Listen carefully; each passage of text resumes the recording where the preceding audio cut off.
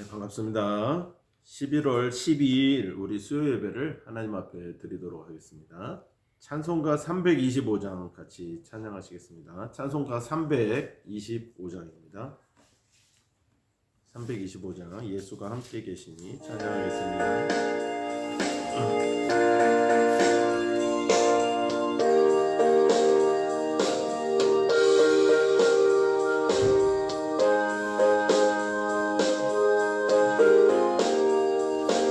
325장입니다. 예수가 함께 계시니 시험이 오나 겁없네. 기쁨의 근원 되시는 예수를 위해 삽시다. 날마다 주를 섬기며 언제나 주를 기리고 그 사랑 안에 살면서 딴 길로 가지 맙시다. 이 세상 사는 동안에 주 이름 전파하면서 무한한 복락 주시는 예수를 위해 삽시다. 날마다 주를 섬기며 언제나 주를 기리고 그 사랑 안에 살면서 딴 길로 가지 맙시다. 이 세상 친구 없어도 예수는 나의 친구니 불의한 일을 버리고 예수를 위해 삽시다. 날마다 주를 섬기며 언제나 주를 그 사랑 안에 살면서 딴 길로 가지 맙시다. 주께서 심판하실 때 잘했다 칭찬하리니 이러한 상급 받도록 예수를 위해 삽시다. 예수를 위해 삽시다. 날마다 주를 섬기며 언제나 주를 기리고 그 사랑 안에 살면서 딴 길로 가지 맙시다. 아멘. 오늘 하나님께서 우리에게 주신 귀한 생명의 말씀은 누가복음 9장 18절에서 27절까지 말씀입니다. 누가복음 9장 18절에서 27절까지 말씀을 같이 보도록 하겠습니다.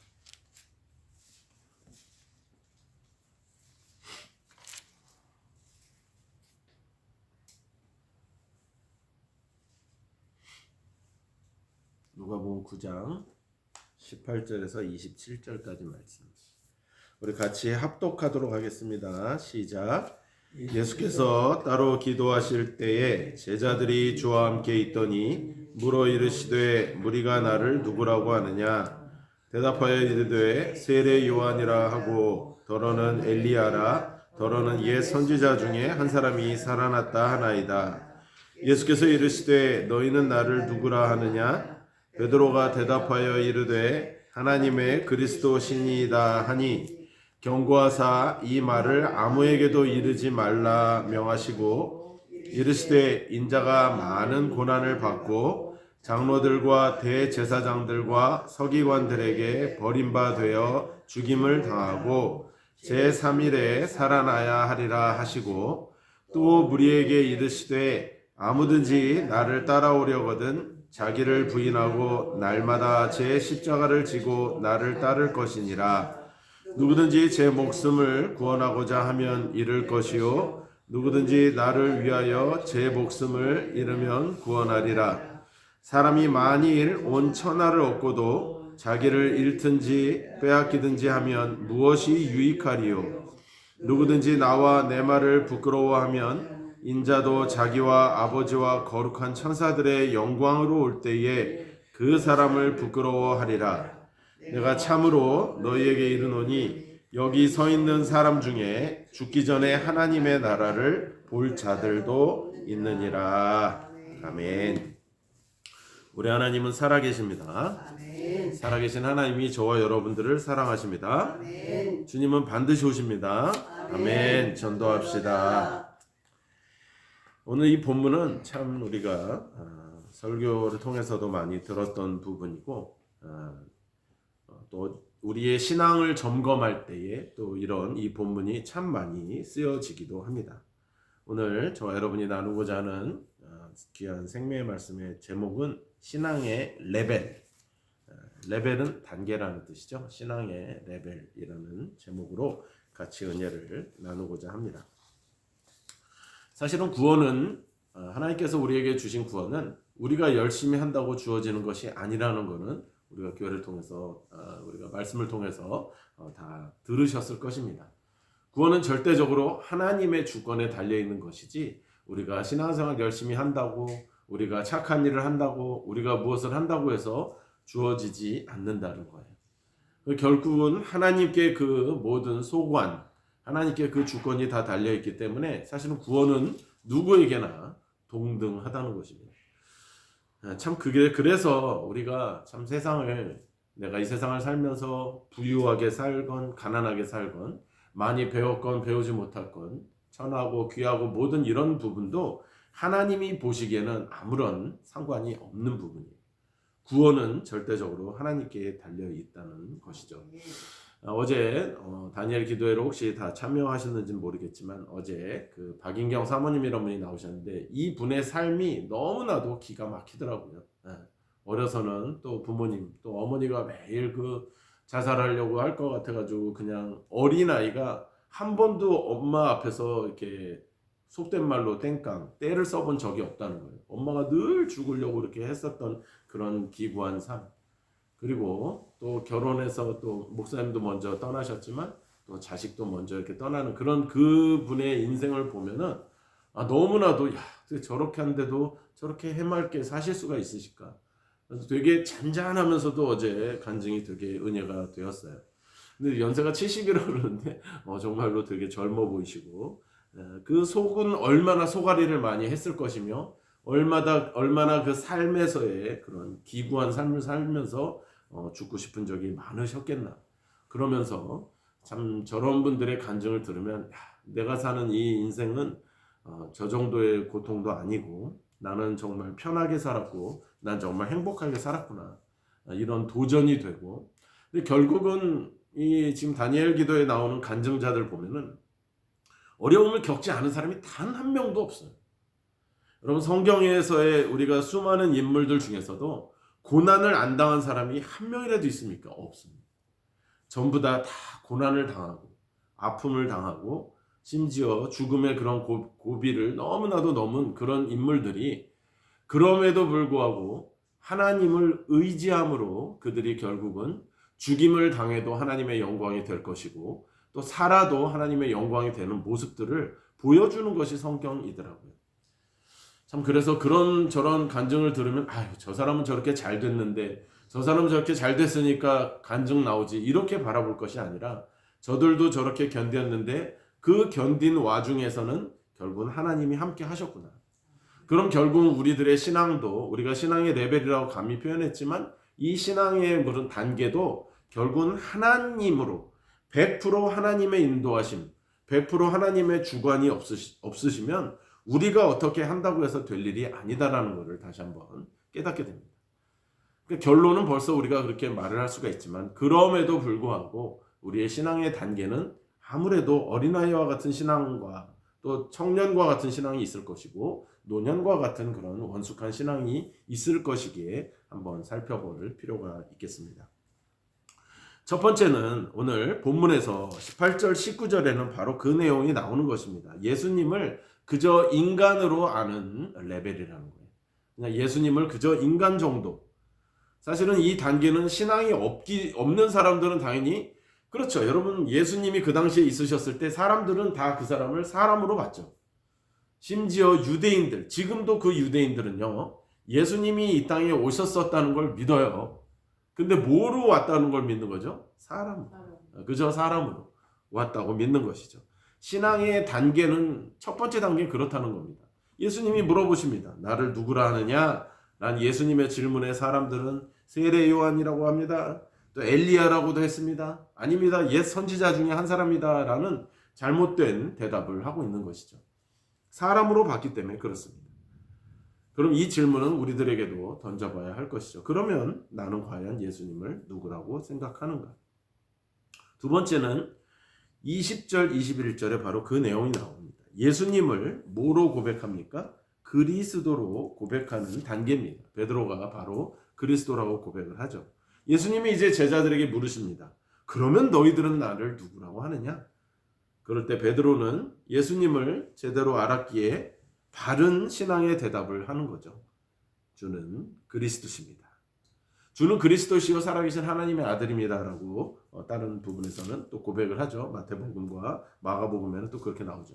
주는 그리스도시요 살아계신 하나님의 아들입니다 라고 이렇게 고백했던 것처럼 오늘 이 누가복음 본문은 그리스도십니다. 이 그리스도라는 걸로 다 사실은 해결되는 것이죠.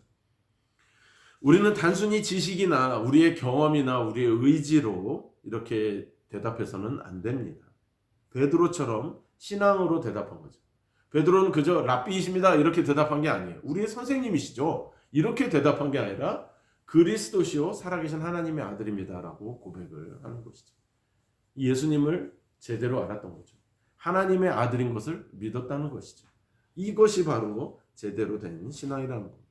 바로 이런 고백이 저와 여러분에게도 있어야 하는 것입니다. 그럼 도대체 그리스도는 누구냐는 거예요.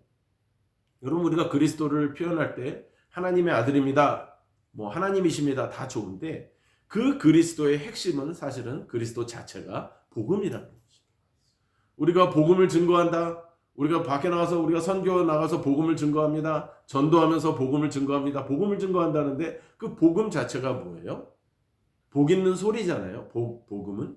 그게 누구를 지금 지칭한다고요? 예수? 그리스도 그 자체가 복음이라는 거예요. 그러니까 우리는 결국은 밖에 나가서 예수님을 전하는 거예요. 밖에 나가서 다른 거 할 필요가 없다는 거예요. 우리의 인격을 전할 필요가 없어요. 건빵을 하나 주더라도 이 건빵은 맛있게 드시고 오늘 행복한 하루 되세요로 그치는 것이 아니라 그것은 그저 매개체일 뿐 우리는 예수 그리스도를 전해야 한다는 것이죠. 그게 복음이고 그게 핵심이라는 거예요. 왜요? 예수 그리스도를 믿어야만 우리가 천국에 갈 수 있기 때문이죠. 하나님께서 이 땅에 사람의 몸으로 빌어서 본인이 스스로이시자 그리고 그런 완전한 하나님께서 완전한 인간의 몸으로 독생자 예수 그리스도의 그 몸으로 이 땅에 오셔서 친히 죽어주신 그 사실 그것이 복음 아닙니까? 그래서 예수 그리스도를 빼면 복음이 없는 것이고 복음은 자체는 예수 그리스도라는 것입니다. 그래서 마지막 세 번째는 그저 이 고백으로 그치는 것이 아니라 중요한 것은 22절부터 오늘 뒤에 끝까지 이 절은 결국은 십자가를 지고 예수 그리스도를 따르는 그 레벨까지 가야 된다는 것입니다. 오늘날 교회 성도들은 어떻습니까? 교회 다니면 다 잘 될 걸 생각하고 있어요.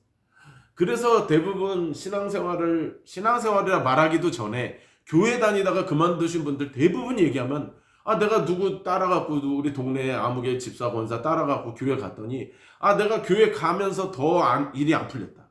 남편한테 두드려 맞았다. 더 안 좋은 일이 생겼다. 사업하는데 실패했다. 더 몸이 아프더라. 이런 것 때문에 우리가 많이 넘어지는 거죠. 그러면 결국은 우리가 뭐냐면은 예수님을 믿으면 물론 잘 돼요. 잘 되는 일이 있을 수도 있지만 고난도 있을 수 있는 것이죠. 여러분 예수님을 우리가 믿는다고 다 잘 되고 다 하나님께서 그렇게 한다고 해서 우리가 만약에 정말 예수님을 더 잘 믿을 것 같습니까? 그렇지 않다라는 거 우리 너무 잘 알잖아요. 우리의 신앙이 자랐을 때가 오늘 이 지금 마지막처럼 예수님의 제자처럼 이렇게 자라날 때는 대부분 어쩔 때 우리의 신앙이 더 자랐어요? 우리가 고통당할 때, 우리가 어려움 겪을 때, 우리의 힘으로는 도저히 할 수 없을 때 주님을 꽉 붙잡을 때 우리 신앙이 자라지 않았습니까? 그래서 고난은 너무나도 우리에게 귀한 선물이라는 거예요. 우리가 저번 달 저저번 달 계속 욥에 대해서 욥기 42장까지를 그냥 새벽에 계속 나눴던 이유가 뭡니까? 욥이 그냥 그랬으니까 그냥 성경에 어떤 인물이 고난을 받았대, 이게 아니라 의인인 욥도 그렇게 고난을 받을 수가 있었다는 걸 봤잖아요. 그런데 하물며 우리처럼 죄 많이 짓고 있는 죄인들은 더 고난이 많으면 많아야 되죠. 그럼에도 불구하고 우리가 어쨌건 요즘 신앙생활하는 사람들의 자꾸 그 나약하고 넘어지는 부분들이 교회를 다니면 복을 얻을 것이다, 교회를 다니면 잘 될 것이다, 이런 번영신학이 우리에게 잘못 들어왔다는 거예요. 그래서 심지어 어떤 복음이라면 참 말하기 뭐한데, 예수 믿었는데 전셋집을 못 면해? 그러면 은혜 받은 게 아니라고 표현해요. 여러분, 이게 맞는 복음입니까? 그럼 가난한 사람들은 전부 다 복음을 못 받아들인 거고, 가난한 사람들은 예수님이 안 계신 것입니까? 여러분, 예수 믿어도 아픕니다. 예수 믿어도 가난할 수 있어요. 예수 믿어도 우리가 뭐 안 풀리는 게 훨씬 많아요. 그럼에도 불구하고 우리 삶에서 예수를 놓치지 않는 것이 신앙이라고 말할 수 있지 않습니까? 그것이 신앙인 거예요. 내가 이 세상 모든 것을 다 가져도 예수가 없으면 아무것도 아닐진데, 내가 이 세상 가진 거 하나도 없어도 예수님 한 분, 하나님 한 분, 그 이름 하나로도 내가 만족한 삶을 살 수 있다면 그거야말로 제대로 된 신앙이라는 것이죠. 그거야말로 하나님께 영광 돌리는 삶이라는 거죠. 그거야말로 천국을 소유한 사람의 삶이라는 것입니다. 그래서 오늘날 신앙을 이런 정말 잘 될 것이다라는 그런 신앙을 쫓는 그런 오직 복만 바라는 그런 기복신앙이 아니라 빛나는 영광과 부활 전에 골고다의 험난한 그 십자가의 길이 있다는 것을 우리가 기억해야 된다는 것이죠. 그래서 예수님께서는 아무든지 나를 따라오려거든 자기를 부인하고 날마다 제 십자가를 지고 나를 따를 것이라고 명령하고 계십니다. 그러므로 신앙의 이 단계는 우리가 예수님을 그저 아는 단계, 그 다음에 고백하는 단계, 그리고 주님을 따르는 제자가 다 되는 이 3단계가 있다고 말을 할 수가 있습니다. 예수님은 오늘도 우리에게 물어보십니다. 너희는 나를 누구라고 하느냐? 우리의 대답은 단순한 지식이 아니라 삶에서 드러나는 고백이 되어야 할 것입니다. 예수님을 하나님의 아들로 고백하시겠습니까? 또 우리의 구원자로 고백하시겠습니까? 나의 전부라고 고백하실 수 있겠습니까? 그런 자들에게 영원한 생명, 영광과 생명이 주어지고 있다는 것입니다. 주님의 따르는 길은 여러분 그렇습니다. 사실은요, 더 어려운 거는 우리가 갈 바를 알지 못하는 게 더 어려워요. 여러분 그렇잖아요. 야, 네가 알아서 찾아서 와. 나한테 알아서 찾아와. 우리도 그래요. 모르는 길을 가면 헤매잖아요. 요즘이야 뭐 우리 장로님들 다 운전도 하시지만 내비게이션이라는 걸 키면은 대충 갔지만 옛날에는 길을 모르면 찾아갈 수가 없었습니다. 거기다 지도도 없어? 그럼 못 찾아갑니다. 아예. 그런데 하나님은 우리에게 네가 알아서 찾아와라고 말씀하신 적이 없어요. 그저 우리에게 순종만 하면 구원받는 길을 가르쳐 주셨던 거예요. 그러므로 우리는 사실은 우리의 신앙생활은 어렵다 말하지만 사실은 쉬운 겁니다. 왜요? 하지 말라는 건 하지 말면 되고 하라는 건 하면 되는 것이죠. 순종해야만 우리가 구원을 얻을 수 있다면 순종해야 된다는 것이죠.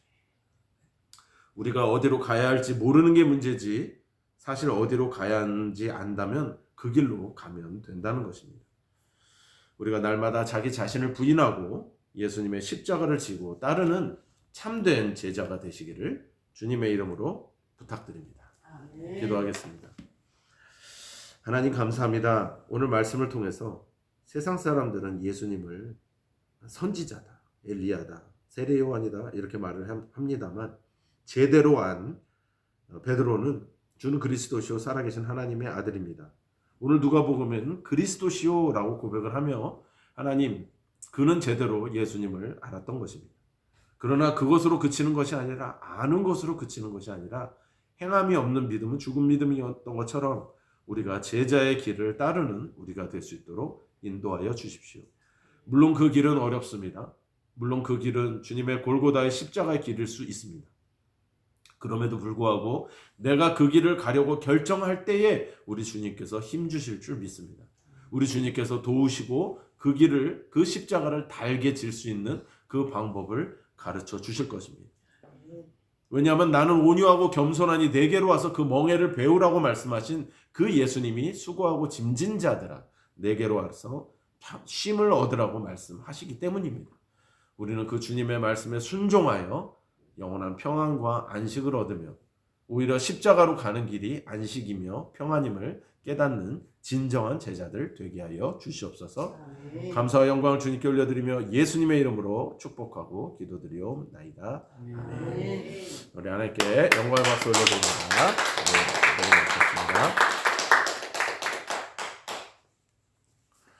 네, 잘 오셨습니다. 우리 간식 좀 드시고